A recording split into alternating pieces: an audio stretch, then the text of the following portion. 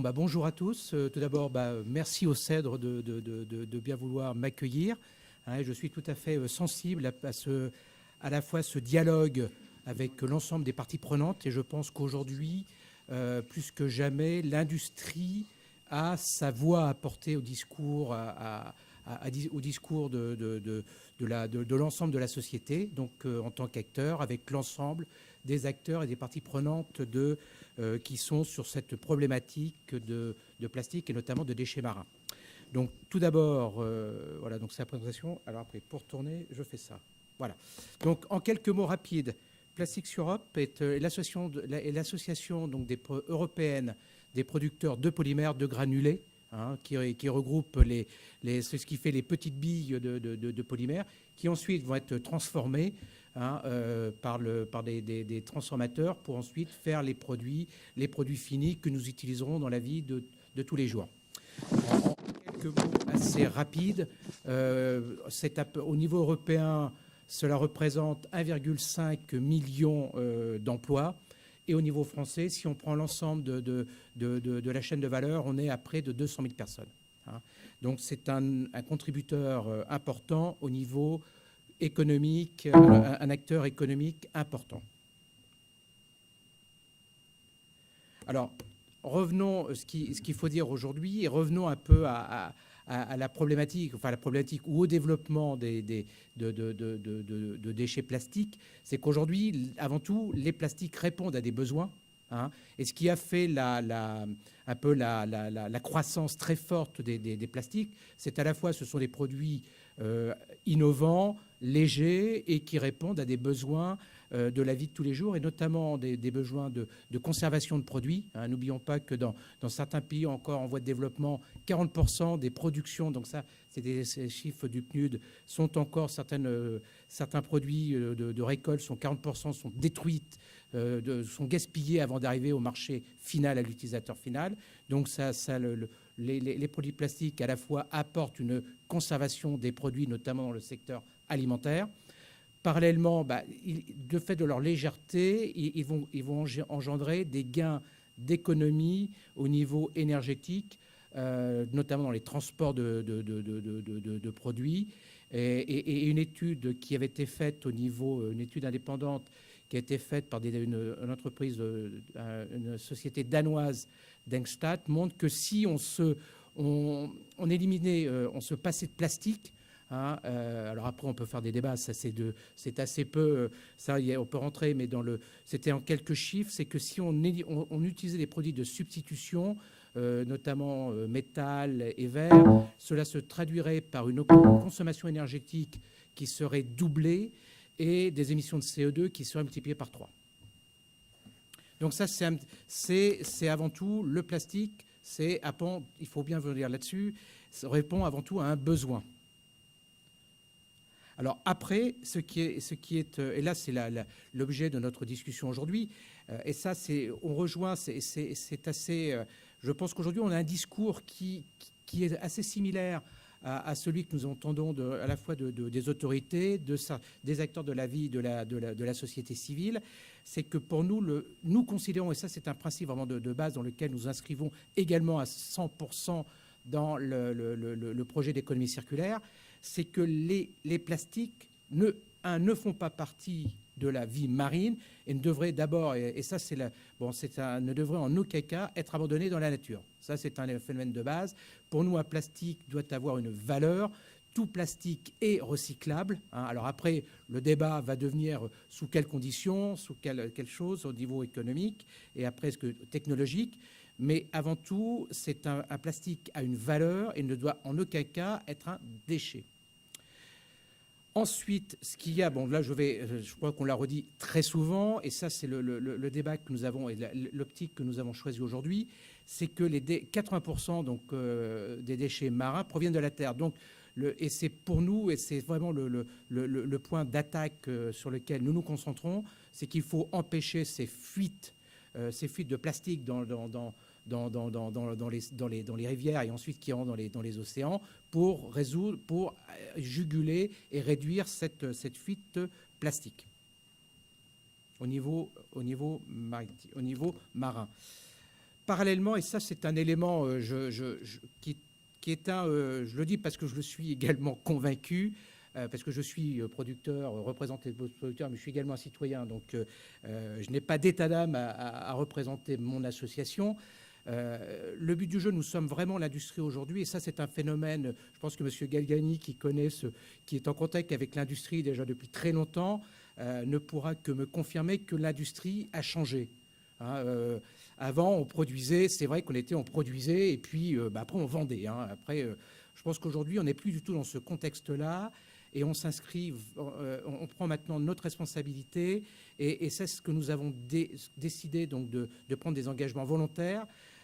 Engagement volontaire de la profession, parce que on le dit, il faut faire face à ce défi. Il vaut mieux le relever vaut mieux le relever de façon volontaire au niveau de la profession, car nous serons plus à même de répondre à cette problématique, plutôt que de nous la faire imposer par des réglementations discriminantes. Donc voilà. Donc on a décidé en début donc il y a un an, de prendre un engagement en janvier 2018 en disant, bon, donc nous inscrivons vraiment dans une démarche de recyclage avec un objectif d'atteindre 60% de recyclage, de réutilisation, de recyclage et des emballages plastiques d'ici 2030. Alors, on est en deçà des objectifs ambitieux de la France. Mais aujourd'hui, on est quand même, au niveau de recyclage au niveau européen, quand même mettre en perspective, on était en 2016 à 40%. Donc on voit quand même qu'il y a des éléments et des marches, des paliers à atteindre, et qu'il faut se mobiliser pour arriver à changer les habitudes et arriver à cet objectif sur lequel nous engageons. Ensuite, c'est clair qu'il faut empêcher, donc ça de façon très spécifique, des déchets plastiques, et notamment à notre niveau en tant que producteur de granulés, donc empêcher l'abandon et la diffusion des granulés plastiques. Donc le représentant d'OSPA nous a parlé hier donc de choses qui sont faites dans ce domaine-là, et des engagements qui sont faits au niveau de la profession. Et ensuite, c'est clair, on reste au niveau innovation, et on peut en parler plus longuement dans un autre cadre, de l'éco-conception, pour trouver des produits qui répondent à cet objectif de recyclabilité. Donc, premièrement, ce qui est clair, ce que l'on voit, et ça, ce sont dans des ports qui sont sur lesquels il y a des productions de polymères plastiques. Bon, qu'on soit clair, c'est inacceptable, que ce soit en tant que producteur, en tant que citoyen, cette situation-là. Et ce que l'on voit dans la presse, mais je pense qu'on peut trouver énormément d'articles, est tout à fait ne doit pas être tout à fait inacceptable. Donc, ce que nous avons fait et ce que nous avons pris comme engagement en début 2018, c'est de dire, nous avons un engagement au niveau de la profession en disant, c'était un programme lancé en 2014, mais qui s'est accéléré avec notre engagement volontaire, donc de ce programme, donc Opération Clean Sweep, qui est donc de la profession, déjà balayons devant notre porte en évitant ces fuites de granulés plastiques. Donc ça, c'est ce que nous avons, c'est un programme libre et volontaire, et qui présente toutes des mesures pour éviter tous ces fuites de granulés plastiques. Donc ça, c'était donc un engagement en termes. Donc c'était et ça, c'est une chose. C'est un engagement que nous avons pris vis-à-vis de la Commission, alors volontaire, mais que nous avons pris au niveau européen, et l'engagement pris vis-à-vis de la Commission européenne. Donc ça, c'est sur lequel nous, en tant que professionnels, on s'engage volontairement, mais également, on doit rendre des comptes. Donc l'engagement, c'était donc cette opération où les industriels disent, évitons ces fuites de granulés. Nous engageons. Donc ce que nous avons fait, c'est qu'en début 2018, on se dit, tous nos membres, toutes les sociétés productrices de polymères vont s'engager, doivent s'engager dans cette démarche. Ensuite, on a à la fois au niveau des producteurs, mais également associé aussi toute la chaîne de valeur, donc les gens qui sont des transporteurs, des logisticiens, les transformateurs. Et donc, l'engagement que nous avons eu, c'est de dire, déjà, il faut que 100% de nos membres adhèrent à cette opération, parce que sinon, nous ne serons pas crédibles. C'est aussi raison de crédibilité vis-à-vis des autorités. Et parallèlement, on a décidé de le faire en associant, parce qu'on voit bien qu'il y a nous, mais également d'autres acteurs qui sont à l'origine de ces fuites. Il faut également les associer. Et le meilleur endroit pour les associer, ce sont les autorités portuaires. Donc on a pris un engagement en 2017 avec le port d'Anvers s'est engagé à également signer cette opération que nous suivons avec les autorités d'Anvers pour éviter ces fuites. Et l'objectif que nous avons, c'est de dire, on avait un engagement donc fin 2018 d'avoir 100% des membres. Aujourd'hui, on est à 97% des volumes, donc des gens des polymères plastiques qui se sont engagés sur cette signature d'engagement volontaire d'élimination de fuite de granulés. Autre aspect, donc en termes portuaires, donc on a eu l'an dernier donc également un port britannique à Teesside qui a signé cet engagement, et nous sommes aujourd'hui en discussion avec des autorités portuaires, et nous espérons également bien sûr avoir des ports. On a ciblé certains endroits en France qui sont sensibles. On a parlé de l'embouchure de la Seine et la Méditerranée. L'accent également est aujourd'hui porté sur ces deux endroits au niveau pour entraîner et avoir des autorités portuaires qui nous suivent dans cette opération. Alors, les autres actions qui sont menées, donc ça, ce sont des actions qui sont plus diffuses, plus variées et diverses, à la fois de soutien à des projets éducatifs au niveau européen. Donc on a noté donc 30 projets de sensibilisation, de lutte, à la fois de sensibilisation et de lutte au niveau européen dans la lutte contre les déchets marins. Et après, à un niveau plus global, parce que au niveau global, et je reviendrai sur cet aspect-là, donc au niveau international, à la fois par des associations au niveau, à la fois d'associations de gens qui sont comme nous, mais également de l'ensemble, ce qu'on appelle des acteurs impliqués par les polymères plastiques, donc de mettre en place des actions et à la fois des plans d'action particuliers de lutte contre les déchets marins, et notamment, on le voit bien, c'est dans le cadre de certaines actions, on a 350 projets dans le cadre d'une association de l'industrie plastique, avec ces 350 projets de prévention de déchets marins et de lutte contre le déchet marin, une grande partie, et on reviendra, je vais insister là-dessus, est également à destination de l'Asie. Alors, et dernière chose qu'il faut mentionner, donc qui a été annoncée début janvier, juste avant Davos, donc c'est une initiative des entreprises, ce sont à la fois des producteurs de nos membres, comme je reviendrai là-dessus, mais également des gens comme Procter & Gamble, des gens comme Suez, qui se sont donc toutes à la fois des producteurs des chimistes, des pétrochimistes, qui se sont engagés en prenant une initiative, en analysant qu'aujourd'hui, donc ça, vous l'avez vu, et c'est que toujours 80% des déchets viennent de la Terre, mais aussi, il faut s'attaquer, l'Europe, enfin comme l'a montré également M. Galgani, l'Europe ne contribue, mais ce n'est pas une raison, qu'un pourcentage faible des déchets marins, ce n'est pas une raison pour ne rien faire, et ça, c'était le message que je voulais vous faire passer. Mais parallèlement, l'accent doit être porté sur les pays en voie de développement, 5 pays d'Asie, donc Chine, Indonésie, Vietnam, Philippines, sont les principaux, et Sri Lanka, ces 5 pays-là sont les principaux, dans l'étude de John Beck, que mentionnait M. Galgani, sont les principaux responsables. C'est pas ça pour les prendre en tant que coupables, des accusés de pointer du doigt, mais sont responsables de ces déchets, de ces déchets marins, et des 10 rivières d'Asie. Donc, et on voit que sur les rivières d'Asie, la plupart sont en Asie, notamment en Chine, avec le Yangtze, le Huanghe, donc le Yellow River, la rivière jaune. Donc il y a, mais également, et ça nous affecte au niveau méditerranéen, le Nil.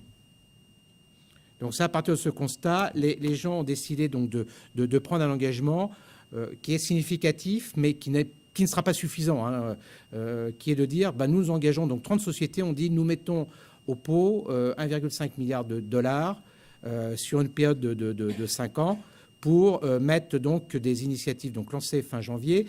Et donc, c'est pour mettre des programmes qui sont à la fois de prévention et également d'éducation et de nettoyage, hein, en disant qui seront essentiellement destinés aux pays asiatiques pour essayer donc de développer des choses, notamment dans on le voit bien, on parle de l'Indonésie, où il y a des programmes qui sont dans ce cadre de cette initiative qui sont en train d'être discutés, hein, pour mettre sur pied des ressources, des moyens pour la prévention, notamment au niveau du waste management, donc traitement des déchets en Indonésie, hein, qui devraient déboucher sur des accords concrets, donc pour mettre sur pied des choses, mais qui doivent ensuite faire boule de neige. C'est qu'en fait, on lance et après, les gens, il faut après entraîner d'autres acteurs parce qu'on ne pourra pas y arriver tout seul.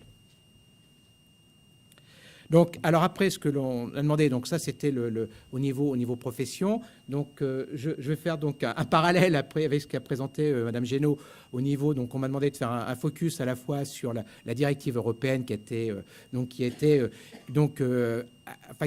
devrait être adoptée définitivement très bientôt, au courant mars, donc parce qu'il faut qu'elle soit validée après. Mais c'est qu'une maintenant ce qui était présenté à la fin de l'année devrait être certifié et validé par l'ensemble des États membres. Donc là, a priori, il n'y a pas de changement à attendre là-dessus.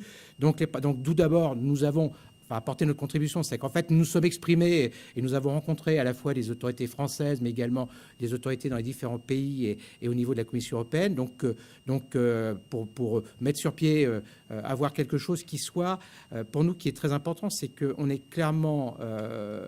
nous pensons vraiment que la lutte contre les déchets marins est un phénomène, enfin quelque chose. Les déchets marins sont inacceptables. Il faut s'inscrire complètement dans cette lutte. Hein.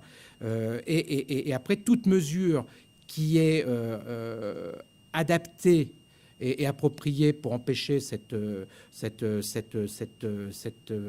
plaie, et nous y souscrivons à 100%.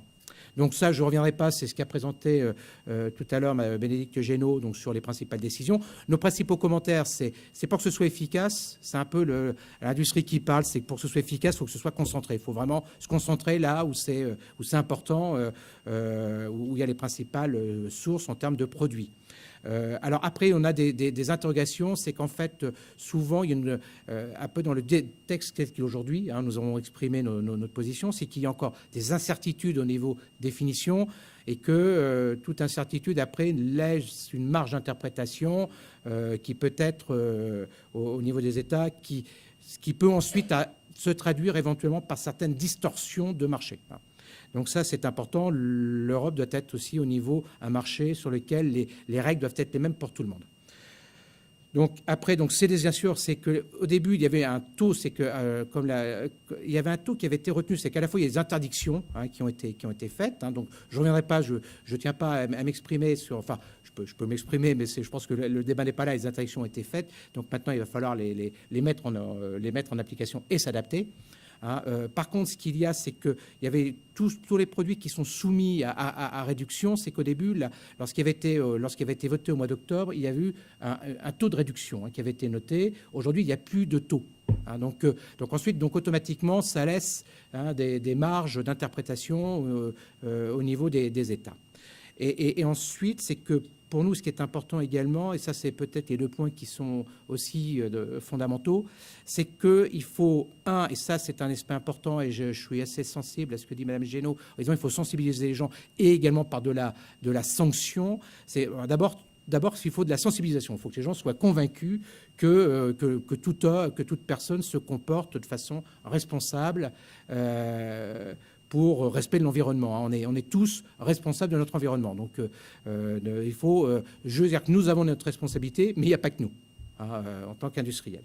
Et ensuite, ça c'est un autre aspect sur lequel, là, qui doit être pris en compte, c'est que c'est-à-dire que en fait, l'impact environnemental des solutions alternatives doit être également pris en compte. Hein, donc notamment par ce qu'on appelle l'analyse du cycle de valeur qui prend en compte à la fois le produit depuis sa naissance, la jeunesse du produit, la production, la transformation, l'utilisation et ensuite le recyclage ou la valeur ou une valorisation de valeur énergétique ou éventuellement mise en décharge, ce qui peut être le cas. Il faut avoir donc il faut que cela soit pris en compte pour évaluer véritablement l'impact environnemental du produit. Alors ensuite au niveau de la FREC, donc ça, la FREC, donc pareil, donc c'était les principales conclusions et recommandations, en sachant que bien sûr donc ça c'était présenté. Je ne reviens. Voilà, je vais aller. De toute façon, il n'y a plus beaucoup de slides. Hein, c'est bon. Donc, en fait, je ne reviendrai pas sur les conclusions et recommandations. Hein. Nous, nos principaux, c'est qu'en fait, on est, bien sûr, on s'inscrit complètement, hein, que ce soit à la fois l'ensemble de la filière, donc à la fois Plastics Europe, mais également les gens de la plasturgie, donc de l'aval, de la transformation, les utilisateurs s'inscrivent dans cette FREC, donc une participation à apporter notre voix. On ne tient pas à être tout seul, ça c'est clair, mais on tient à avoir notre voix également, que notre voix soit prise en compte, qu'on apporte notre contribution. Donc on est tout à fait donc engagé dans cette discussion avec les autorités françaises. Nos principales propositions, pour être assez rapide, donc c'est pour nous, c'est clair. Zéro plastique en décharge. Donc il faut interdiction, même, et nous préconisons l'interdiction, la mise en décharge plastique le plus rapidement possible. Donc ça, et automatiquement, comme il n'y a pas de mise en décharge, le problème, ça se retrouve dans les fleuves ou par ailleurs, ce risque sera limité. Et ensuite, c'est poursuite donc, de ce qui est fait. Alors, c'est qu'aujourd'hui, la France a mis sur pied donc, tout ce qui était donc, à la fois de la collecte séparée au niveau, dans tout ce qui est industrie ou des immeubles de travail. Donc, c'est ce qu'on appelle la séparation des tris, les fameux tris 5 flux. Donc ça, la France est également donc, aussi le tri, donc tout ce qui est le tri, les flux de développement, donc c'est mettre dans la poubelle jaune tout. Aujourd'hui, c'est en France. Moi, je reviens de l'étranger, mais quand on veut mettre les déchets en France plastiques, je ne sais plus. Donc, je dis à un moment, ça, je les mets, ça, je ne les mets pas. Alors, quand j'explique ça à mes enfants, alors là, ça devient encore plus compliqué. Mais je veux dire que là, ce qui va être mis sur pied, qui sera mis opérationnel en 2022, dire tous les déchets plastiques, vous mettez ça dans la poubelle, qu'elle soit bleue ou jaune, ça va simplifier à la fois, ça va simplifier le système et ça permettra d'avoir une ressource. C'est-à-dire qu'en fait, ces produits qui seront là ne seront plus mis dans la poubelle marron. Donc ça, c'est vraiment... Favorisons et allons au bout de mettons en œuvre et déployons ces directives, ces traitements de déchets. Donc c'est au niveau ménager, hein, de mettre tous les plastiques dans une même poubelle. Donc comme ça nous permettra à nous d'avoir une ressource que nous pourrons ensuite utiliser. Ensuite, bien sûr, c'est l'incitation, ça c'est clair, à l'utilisation de matières recyclées, hein, pour rentrer dans cette économie circulaire. Reconnaissance du recyclage chimique. Donc, recyclage chimique, en fait, on revient au monomère. Hein. En fait, et ça, c'est une chose qui est en complément. Il ne faut pas le voir, c'est que certains produits sont plus... Les plastiques sont des produits différents. Certains ne peuvent pas tous être recyclés de façon mécanique. Par contre, certains peuvent être... on prend l'exemple du polystyrène en pot de yaourt. Hein, qui a ses avantages, mais aujourd'hui qui ne peut pas être recyclé de façon mécanique parce qu'il est à usage alimentaire en grande partie. Par contre, si on utilise un recyclage chimique, on reviendra à la molécule et pourra être à nouveau utilisé. Et ce produit-là offre d'énormes propriétés pour revenir à ce stade-là. Bien sûr, il faut que ce soit économique et que le bilan énergétique, en émissions notamment CO2, reste bien sûr tout à fait favorable.